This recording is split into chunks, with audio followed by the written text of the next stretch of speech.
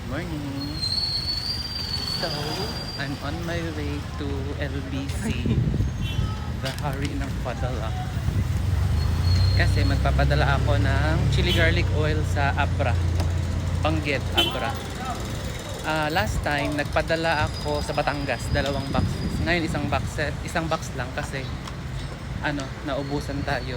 And pag magkaroon daw kami ng stock ulit, magpapadala ulit sila ng 2 boxes sa Banggit, Abra. So ganito na siya. Pansin ninyo, naka-Tupperware. Kasi hindi na pumapayag ang LBC na naka-box. So sa lahat ng sa lahat ng magpapadala sa LBC, lalo na pag naka-bottle siya, mas gusto na nila yung naka-Tupperware, yung matigas na matigas na lagayan, nila ng box. Kahit sobrang ganda pa ng pagkaka-box mo niyan, hindi na nila tatanggapin, no? So yung last padala ko, parang kinonsider lang nila. Pero sabi nila, next time na magpapadala ka sir, kailangan na ng niyan, kailangan na siya nakalagay sa isang plastic na matigas. Kasi ang inaano nila, ang worry nila is yung mababasag. Sabi ko, never pa naman ako nabasagan sa almost 4 years na pagpapadala, never naman ako nabasagan dito sa branch na to. Kasi inaayos ko namang maigi yung pagkakapak ko. Kaya lang talaga, ang problem is, nito, siguro, syempre, nag-a-abide lang sila sa rules and regulations ng LBC. So yun, edi follow lang din tayo, wala naman tayo magagawa kasi gano'n naman talaga. And buti na lang talaga, mabait yung nag-order sa akin. Sabi ko na, regarding this one, itong box na to. Sabi ko kasi, medyo mahal. Kasi 100 plus ito, 135. Sabi ko, pwede ba tayo hati dito sa lagayan ng box? And then yung sa shipping, ganun. Sa kanila kasi ang shipping. Buti na lang friend ko yung umorder and sobrang bait. Kaya, ayun. Ang nito, pumayag naman siya. And, ayun nga, mag-order pa siya ng 2 pang boxes. So, dito na ako sa LBC and then, I'll try to siguro kasi kailangan na ng kuya niya to kasi matagal na silang nag-aabang ng pag-produce namin ulit, kaya lang sobrang busy talaga ako. So papadala ko muna ito and then maghahanap ako ng mas mura na lagayan kung makakahanap, and then para mas lesser din yung babayaran, di ba? So padala muna natin dito sa LBC. Sila talaga yung partner ko sa mga products. Tana ko sir, kaya sa maabot kong karon padala pa mga agoy. Bislig. Sa'yo, padala Ganda, mo. Kini lang sir. Sanay tayo magbago. Sana siya. Extra Isa fruit tayo. sa Yeah, motor. sanay tayo magbago. No? 2 to 3 days. So ayun na nga guys, sa kapagpadala na tayo sa LBC, unfortunately medyo tumaas yung nila, yung kanilang shipping fee sa LBC. Like twice daw sila nag-increase. And sana maging okay yung kasi pinadala ko naman na yung total amount doon sa friend ko. Sana maging okay siya kasi magpapadala pa ako next week siguro ng 2 box sa kanya. So yun. So tayo magawa ganyan talaga pag nag-inflation, tumataas yung sarado dito. Tumataas yung yung mga bayarin. Sige lang, laban lang. And buti na lang talaga is mabait yung yung friend ko na to, as in sobrang bait na yung pag may sinabi ka sa kanya na na ganito, ganyan, sabi niya no problem, sobrang bait. Thank you Jay, thank you very much, thank you talaga, as in. So, dito nga pala ako sa labas ng school na sa Ateneo. Papasok muna ako kasi may kukunin lang ako sa NAL. Tapos, after ko dito, pupunta naman ako ng hospital. Kasi may gagawin naman ako sa hospital. Diba, ang dami kong ginagawa. Diba, productive ako. Tapos bukas, duty ko for the school. So, sa Southern Philippines Medical Center tomorrow. And then, basta ganun. Ganun lang life.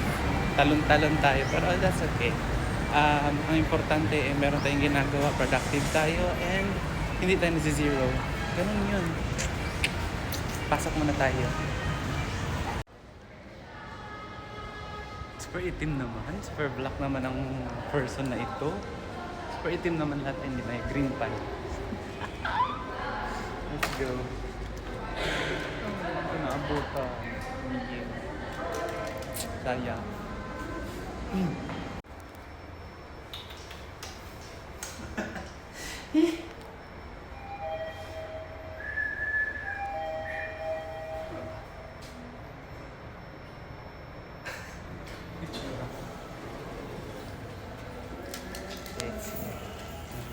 Hi, ma'am.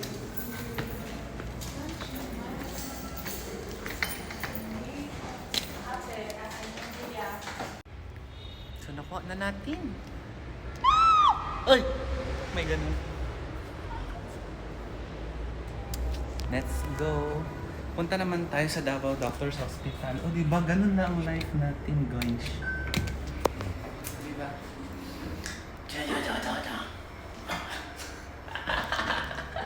Ganun ang life natin. Bisi-bisihan. O, diba? Ang bilis ko. Wala pang 5 minutes, nandito na ako. Davao Doctors na ako, guys. Davao Doctors Hospitality. Okay. Lalakad lang ako kasi doon ako sa kabilang bangir sa oncology building doon sa 3rd floor dialysis center. Sa renal replacement center ng DDH. So doon kasi ang outpatient. Dito sa, of course, dito sa main ang inpatient. Yung inpatient, yun yung mga acute o yung mga chronic na na-admit. Yun. So, lakad muna tayo. Yung boobs ko. Oo. So, andito na ako sa baba ng building. Usually, ano kasi ito? Steel car park, no, ng oncology. And, yeah. Yun nga, steel car park. So, done na po ako sa done na po ako dito sa hospital. And uuwi na ako ng dorm. Pero bago ako umuwi ng dorm, bibili muna ako ng shogging. Doon sa binibilhan ko ng saging. Kasi masarap yung saging dyan. Oh, sana may luto na sila. O, diba, kilala pa ako ng mga security guard dito. Yung ibang mga staff. Pag ano talaga, tawag nito yung lagi mo pinapansin yung mga yung mga personnel. Hindi ka nila makakalimutan. No? Ano talaga yung maging humble ka always, no, na kasi syempre iba-iba naman yung natin, no, iba-iba naman yung hierarchy natin, pero kahit iba-iba yung hierarchy natin, learn to acknowledge and learn na yung anong tawag nito, yung batiin sila ba, pag nakikita mo sila, batiin mo sila. So yun, lakad muna tayo, malapit lang dorm dito.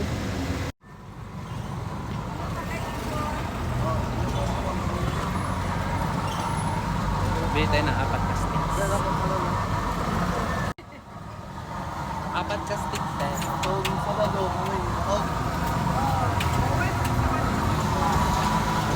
Thank you.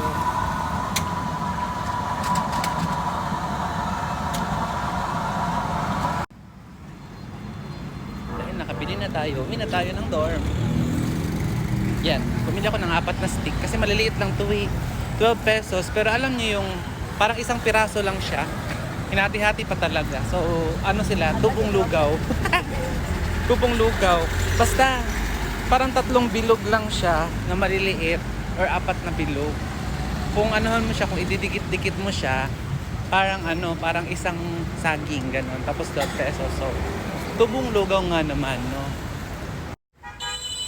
Dada ako ng dada, na pala, na full na. Sabi ko, tubong lugaw, and hindi naman din natin alam kung magkano yung ginagastos nila sa ginagastos nila sa oil, sa sugar, tapos yung sa gas. Kasi di ba pag niluluto, ang gamit nila yung parang ano tawag doon, basta gas yung nilalagay, yung di bomba. Ganun.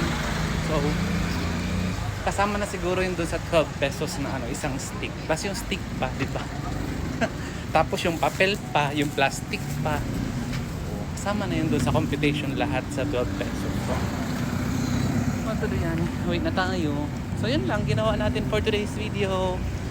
Punta tayo LBC, punta tayo school, punta tayo sa DDH. Then, aabangan ko yung yung magpipick up mamaya ng isang box ng suka. Ano yun, ganun lang ang life natin for today's video. Ang init, grabe. Papakita ko sa inyo yung ito yung saging. Sabi ko sa inyo maliit. Tatlo or apat pala. Pag dinikit-dikit nyo to, hindi pa to aabot ng isang buo. 1, 2. Hindi pa to aabot ng isang buo. No? Kaya apat yung yun ko. Kasi parang tatlo lang yan.